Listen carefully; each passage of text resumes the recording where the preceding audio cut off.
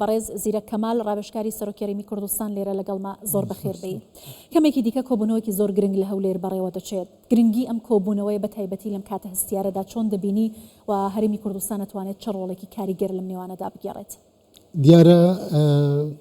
زۆر بەداخەوە دۆخی سیاسی لە سوودیایە بە ئاراستەیەکی خراپدا دەڕوا، بە ئاراستەیەکدا دەڕوا کە هەموو ئەوانێک کە بڕوان بە ئاشتی و بە تەبایی و بە بەیەکەوە ژیان هەیە بە نیگەرانیوە سەیری دۆخی سوودیا دەکەن، بە تایبەتی دوای هێرشەکانی سەر حەلەبوو 2000 خۆ ئامادەکردن بۆ هێرش بۆ سەر ناوچەکانی تری کوردستان لە سوودیا ڕۆژاوای کوردستان و ئەو کۆبوونەوانێک ئەمڕۆ لە هەولێر بەڕێوە دەچێ بەڕاستی جێگای خۆشحاڵیە، جێگای شادمانی هەموو لایەکمانە کە کۆمەڵێک دەلالەت و مەغزا و مانا لە خۆی دەگرێت. لەلایەک دەلالەت لەوە دەکات کە هەرێمی کوردستان پێگەیەکی یەکجار گرنگی هەیە، نەک لەسەر ئاستی ناوخۆیی لەسەر ئاستی ناوخۆی کوردستان و عێراق، بەڵکو لەسەر ئاستی هەرێمایەتیش کە دوجار سوودیا وڵاتی سوودیا دراوسێ ئێمەیە کە ئەو ململانەیە سیاسی و توند و تیژی و دۆخی سیاسی بەو ئاراستەیەدا ڕۆی و ئەوڕۆ لە هەرێمی کوردستاندا کۆبوونەوە لە خۆی دەگرێت و سەرکردە سیاسیەکانی ئێمە لەگەڵ ناوەندی بڕیار دادەنیشن، لەگەڵ نێدراوی ئەمریکا دادەنیشن، لەگەڵ بەڕێز مەزلوم عەبدی دادەنیشن. ئەوە دەلالێت لەوە دەگات کە پێگەی هەرێمی کوردستان پێگەیەکی یەکجار گرنگە و جگە لەوەش من لە نزیک و ئاگادارم هەر دوای ئەوە هێرشەکانی سەر حەلەب دەستی پێکرد و دۆخ سوودیا بەو ئاراستەیەدا ڕۆیی بەڕێز کاک نەسیروان بارزانی وەکو سەرۆکی هەرێمی کوردستان لەگەڵ هەموو لایەنەکان بە بەردەوامی لەسەر خەت بوو، هەم لەگەڵ لایەنە سوودیەکان، هەم لەگەڵ بەڕێز مەزلوم عەبدوو لایەنەکانی کورد لەو ناوچەیەداوە بە هەموو لایەکیشی گوتووە کە پێویستە کێشەکان لەسەر بنەمای دیالۆگ و دانیشتن بێکەوە لەسەر بنەمای کۆبوونەوە بێکەوە چارەسەر بکەن. شەڕ و ڕاشکاوانە سەرۆکی هەرێم پێگوتون لە شەڕ چارەسەری هیچ شتێک ناکات، شەڕ بمانای ماڵوێرانی بمانای کاولکاری بۆیە بەردەوام لەسەر خەت باشە. ڕۆڵی سەرۆک بارزانی لەم نێوانەدا چۆن دەبینی بە تایبەتی هەر لە ساڵی 2011 2013 و 2014 چەندین جار لایەنە کوردیەکانی ڕۆژاوای کوردستانی کۆ کردوتەوە بۆ یەکخستنی گوتاری کورد و ئێستاش ڕۆڵی سەرەکی لە چارەسەرکردنی ئەم کێشانەدا دەبینێت؟ دیارە بەڕێزیان بەو ئەو پێگە سیاسیە گرنگەی کە هەیەی نەک لە ئێستادا لە ڕابردوشدا ئێمە دەزانین کە جەنابی کاک مەسعود بارزانی قسەکانی و هەڵوێستەکانی و گوتاری سیاسی کاریگەری زۆری هەیە، هەم لەسەر ناوخۆی هەم لەسەر ئاستی دەرەوە و ئەو کۆبوونەوانی ئەو ڕۆژ کە دەکرێن و کە یەکێک لە تەوەرەکانی کۆبوونەوەش لەگەڵ بەڕێزیانە دلالێت لەوە دەکا کە هەموو لایەکمان دەبێت لە خەمی سەقامگیری سیاسی دابین، هەمومان بێکەوە لە خەمی ئەوە دابین سەقامگیری سیاسی نەک بۆ هەرێمی کوردستان و بۆ عێراق بەڵکو بۆ وڵاتانی دەوروبەریش، چکە کورد بەڕاستی سەرکردایەتی سیاسی کورد ئێمە وەکو کورد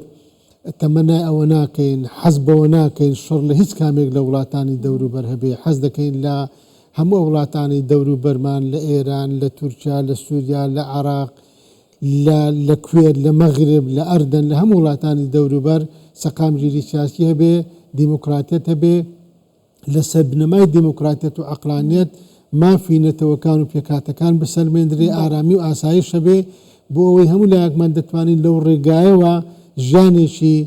ئینسانیانە و ژیانێکی پێشکەوتوانە و دیموکراسیانە بۆ خەڵکی وڵاتی خۆمان. زۆر باشە. ئاماژەتان بۆ ئاڵۆزیانە کرد کە لە ناوچەکەیە بە تایبەتی کە ئێستا ڕۆژهەڵاتی ناوەڕاست زۆربەی وڵاتانی دەوروبەری هەرێمی کوردستان و عێراق ناسەقامگیرن، بەڵام هەرێمی کوردستان خاڵی کۆکەرەوەی لایەنە ناکۆکەکان و چارەسەرکردنی ئەم پرسانەیە. ئەم پێگە بەهێزەی هەرێمی کوردستان وەکو شوێنێکی ئارام لە ڕۆژهەڵاتێکی ناوەڕاستی ئاڵۆزدا لە چی سەرچاوە دەگرێت؟ ئەمە یەکێک لە فاکتەرەکان ڕیشەیەکی مێژووی هەیە. جوڵانەی و ڕزگاری خوازی گەلی کوردستان لە باشووری کوردستان بە درێژایی مێژوو بزاوێکی دیموکراسی و مەدەنی بووە، بزاوێک بووە لە بەرگریدا بووە، بزاوێک بووە تیرۆری ئەنجام نەداوە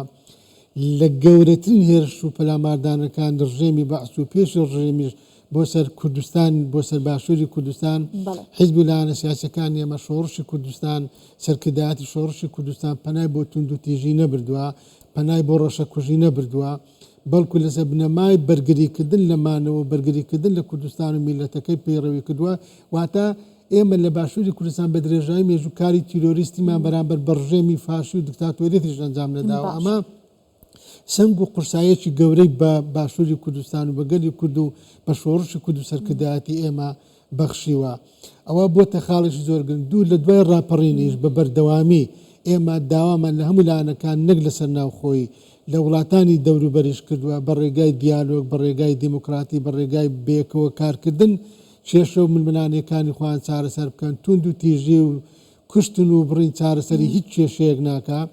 و ئەمە سروشتی گەلی کورد خۆی وابووە نەکرد لە باشووری کوردستان لە پارچەکانی تریش گەلی کورد و بزاوی ڕزگاری خوازی ئێمە و شۆڕش ئێمە شۆڕشێشی ئازادی خواز و دیموکراسی خوازوە بە بەردرێژایی مێژوو پەنای بۆ تیرۆر نەبەدووە تایبەت بەوەش بە کورتی کە ئێستا باشووری کوردستان کە ئەمڕۆ بۆتە چەقی قسەکردن لەسەر دۆخی سووریا کە بە هیوام ئەنجامێکی باشی هەبێت کە بە هیوام دەرەنجامێکی باش بێت و سووریای نوێ لەسەر بنەمای سلماندنی مافەکانی گەلی کورد و چەسپاندنی دیموکراسیەت هەنگاو بەهاوێژێت و خۆی بینا بنێرێتەوە لەبەرەوە پێشێرکردنی مافی گەلی کوردونەتەوەکانی تر بە درێژایی مێژوو ئەزمونێکی خراپ بووە لە قازانجی هیچ زۆر باشە بەڕێ زیرەکەر لەگەڵم ئاڵۆزیانی کە لە چەند ڕۆژی ڕابردوودا لە ڕۆژاوای کوردستان و بە تایبەتی لە حەلەب و ناوچەکانی دەوروبەری ڕووی داوە سەرۆک بارزانی پەیوەندی بەلایەنە پەیوەندیدارەکانەوە کردووە چە بەحمەد شارەوە هاوکات مەزلوم عەبدی وەلایەنەکانی دیکە و ئێستاش تۆم باراک قەرارە لەگەڵ سەرۆک بارزانی کۆبێتەوە کەمێکی دیکە ئەنجامی کۆبوونەوەی لووتکەی هەولێر کە ئەمڕۆ بەڕێوە دەچێت چه کاریگەریەکی لەسەر پرسی ڕۆژاوای کوردستان بەگشتی دەبێت بە تایبەتی ئێستا باسی کورد ڕۆژەفە لەوێ خۆی مانایشی زۆر قوڵی هەیە دەکرێت ئێستاوی جەنابەت دەڵێ ئێمە لە چوارچێوی هەواڵدا سەیری بکەین و دای بڕێژین بەڵام بە دیوی ناوەدا مانایەکی یەکجار قوڵی هەیە کە ئەمڕۆ خۆراوای کوردستان وەکو بەشێک لە کوردستان وەکو بەشێک لە کە پارچەیەکی وڵاتی ئێمەیە کە ئەمڕۆ لەلایەن سەرکردە سیاسیەکانی باشووردا قسەی لەسەر دەکرێت و توێژی لەسەر دەکرێت و ئەمریکا پەنای بۆ دێنێ دەلالێت لەوە دەکا کە سەقامگیری سیاسی پەیوەندی بە ئێمەشەوە هەیە ئێمە دەتوانین بە ئاراستەیەکی ئیجابیدا قسە لەسەر دۆخی سووریا بکەین من بۆ خۆم گەشتبینم هەر خۆی ئەو کۆبوونەوانی ئەمڕۆ لە هەرێمی کوردستان بەڕێوە دەچن لەگە سەرکردە سیاسیەکانی ئێمە کۆمەڵێک دەلالەت و مەغزا و مانای زۆر قوڵی هەیە دەیسەلمێنێت کە هەرێمی کوردستان کە باشووری کوردستان کە سەرکردایەتی سیاسی ئێمە کە کورد بۆ خۆی بەگشتی لە باشووری کوردستان گەلێکی ئازادی خوازە شەڕ ناخوازێ شەڕی ناوێ دەیەوێت لە سەربنەمای دیالۆگ و دیموکراتیەت کێشەکانی خۆی چارەسەر بکە و پێگەی هەرێمی کوردستانیش من پێم وایە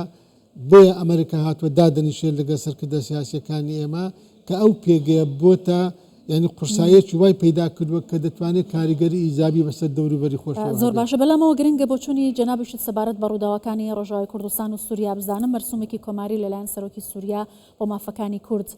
دەرکرا لایەنە کوردیەکان کاردانەوەی جیاوازیان هەیە پێتان وایە بە چاراستێک دەڕوات خۆی ئەمن سروشتی خۆم وایە من کە پرداغێکنەوەی پڕبووی سەرەتان نیوە پڕەکەی دەبین و دوایە بەتاڵەکەی دەبینم یەک خاڵە ئیجابیەکانی ئەو مەرسومات چییە ئەوەیە یەکەمین جارە کە سەرۆکی سووریا بمانوێ نەمانوێ ئێستا سەرۆکی سووریا ئەحمەد شارە سەرۆکی سووریا بە ڕسمی ناوی کورد وەکو گەل دێنێ لە سووریا دوو دان بەبوونی گەلی کورددادنی لە سووریا کە بە درێژایی مێژوو ڕژەمەیەک لە دوایەکەکانی سووریا نکۆڵیان لە بوونی کورد کردووە لە سووریا دانی بۆ دانا کە بەڵێ کورد هەیە و بەشێکە لە سووریا سێ کە نەورۆز بەداخەوە خەریکە بڵێم بەخۆشمان هەندێک جار بێڕێزی بەرامبەر دەکەین بەڵام کە سەرۆکی وڵاتی وەکو سووریا نەورۆز دەکات بۆنە و جەژنێکی ڕسمی لە سەرانسەری سووریا ئەمە خاڵێکی ئیجابیە بەڵام تایبەت بەوەی کە ئێمە تێبینیمان هەبێت و نیگەرانیمان هەبێت و ڕەخنەمان هەبێ کێشەی ئێمە لە سووریا و لە وڵاتەکانی تریش کە کوردستانی بەسەردارکراوە کێشەی دەستورە ئەو مەرسومێک کە خاڵ ئیجابیەکانم باس کرد ئەگەر بێت و لە چوارچێوەی دەستور جێگیر نەکرێت و نەسەلمێنرێ هەموو کاتێک ئەگەری لە ناوچوونی ئەو دەستکەوتانەی هەیە دوو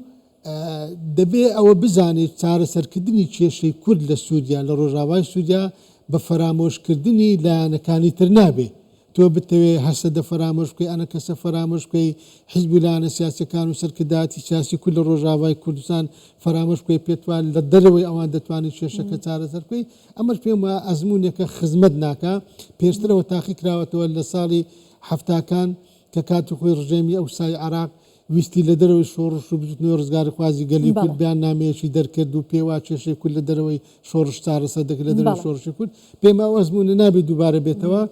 لە ڕێگای وتوێژکردن لەگە سەرکردە سیاسیەکانی ئێمە دەتوانرێ سوودیاشی سەقامگیر و ئارام دروست بێت. زۆر باشە ئاماژەت بە سەرکردایەتی سیاسی هەرێمی کوردستان و ئەزمونە کرد بۆ ڕۆژاوای کوردستان. سەرۆک بارزانی چەندین جار ئەم لایەنە سیاسیانی ڕۆژاوای کوردستانی کۆ کردوتەوە بۆ یەکگوتاری و یەکڕیزی و ڕێککەوتنی پێیان واژۆ کردە بۆی کە بتوانن دەستەبەری مافەکان بە پێی دەستور بکەن لە ڕۆژاوا بتوانن. ئێستا ئەرکی لایەنە کوردیەکان لەوێ چییە؟ چۆن ئەتوانن ئەمە بکەن؟ ئایا ئەم کۆدەنگیە لە لای ئەوان دەبینرێت؟ من پێم وایە دەبێت لە خۆراوای کوردستان دەبێت کورد لە چوارچەوە یەک گوتاری سیاسی کۆ بێتەوە، یەک گوتاری سیاسی هەبێ، یەک بەرنامەی هەبێ، بە یەک شان بڕۆنەوە توێژ، لە یەک سەنگەردابن لە داکۆشیکردن و بەرگریکردن لە وڵاتە بە هەموو شێوازەکانی خەباتی مەدەنی و دیموکراسی و هەر شتێک کە پێویست بێ لەبەرەوە دەردەکەوێت دەبێت کوردانی خۆراوا سەرکردەتە کۆشەرەکانی ئێمە لە خۆراوا لەو حقەتە تێبگەن هەر کاتێک ئێمە باشووری کوردستان وەکو ئەزمون وەربگرن هەر کاتێک کورد یەک ڕیز و تەبا و یەک سەنگەر بوو بێ توانیوەتی کۆمەڵێک دەستکەوتی زۆر گەورە بەدەستبێنی. ئەمە لە ڕاپەڕین ئەگەر هەموو حیزبیلانە سیاسەکان لە چارچەوەی بەرەی کوردستانیدا کۆ نەبووبانەوە ڕاپەڕین نەدەبوو، ڕاپەڕین بوو با سەرکەوتنی بەدەست نەدەینا. ئێمە لە ڕێگای بەرەی کوردستانی و یەکڕیزی و یەکدەنجی توانیمان ڕاپەڕین بکەین و کۆمەڵێک دەستکەوتی گرنگ بەدەست بێنین. ئەو قواری هەرێمی کوردستانی بەرهەمی یەکڕێزی تەبایە دەبێت کوردانی خۆراوا دەبێت لەوە بزانن کە یەکڕێزی و یەکگوتاری سیاسی خزمەتێکی زۆریان دەکات، دەتوانن بە زۆرێک وتوێژ بکەن و بەرگری لە مافەکانی خۆیان بکەن کە کاریگەری لەسەر لایەنی بەرامبەردان. زۆر باشە. ئەمڕۆ لایەنی سەرەکی بابەتەکانی پەیوەندیدار بە ناوچەکە بە تایبەتی سووریا و ڕۆژاوای کوردستان کە ئەمریکا لە هەولێرە هاوکات فەرماندەی گشتی هێزەکانی سووریای دموکرات هەسەتە شەر لێرن لەگەڵ سەرۆک بارزانی کۆ دەبنەوە. پێت وایە ئەنجامی کۆبوونەوەکەوە ناوەڕۆکی و کۆبوونەوە دیدارە چ کاریگەریەکی لەسەر داهاتی و ڕۆژاوای کوردستان و بابەتەکانی پەیوەندیدار بە سووریا بەگشتی دەبێت؟ ئایا ئەتوانێت بەلایەکدا ئەم بابەتانە چارەسەر بکاتی ئاراستەکەی بە شێوازێکی دیکە دیاری بکات؟ ئەزانی بوونی ئەمریکا لە ناوچەکە بۆ ئێمە زۆر گرنگە. لەبەرەوە من دیسا تاکید دەکەمەوە ئەمریکا کە لە ناوچەکەیەدایە کاریگەریەکی زۆری لەسەر ڕێخستنەوەی هاوسەنگی هێز و هاوچێشەکان هەیە، کاریگەریەکی یەکجار زۆری لەسەر هەموو بوارەکاندا هەیە کە ئەمڕۆ ئەمریکا هاتووەتە ناو دۆخەکە، هاتووەتە ناو ئەو دۆخە سیاسی کە بەداخەوە لە سوودیادا ئێستا هەیە و کارەساتی زۆر گەورە ڕوویدا کە کورد هەرگیز نە لێرە و نەلەوێت تەمەنای ئەوە ناکە ئەو شتانە ئەنجام بدرێ. دەلالە لەوە دەکات کە ئەمریکا حساب بۆ هەرێمی کوردستان بۆ کورد بۆ سەرکرداتی سیاسی کورد دەکات، دەزانێت کورد ڕگەزێک و عنسورێکی یەکجار چالاک و کاریگەر و ئیجابیە لە ناوچەکە بە ڕێگای تونند و تیژی و هێرش و پەلامار و سەرکوتکردن هیچ لای قازانج ناکە. بۆیە هاتنی ئەمریکا بۆ ناو ئەو هاوشێشە سیاسی بە تایبەتی تایبەت بە دۆخی سوودیا بە ڕۆژاوای کوردستان جێگای دڵخۆشی هەموو لایەکمانە و پێشم وایە ئەگەر ڕۆڵێکی ئیجابیتر بجێڕێت و لە ماناکانی شەڕ و توندی تیجەکانی سوودیا تێبگا من پێم وایە دۆخی سوودیا و ڕۆژاوای سوودیا بەرە و ئاراستەیەکی هێمن و دیالۆگدا دەڕوات کە هیوادارم هەرواش بێ. زۆر باشە. زۆر سپاس دەکەم بەڕێز زیرەک کەمال ڕاوێژکاری سەرۆک هەرێمی کوردستان. زۆر سپاس لە ستودیۆ لەگەڵمان بووی.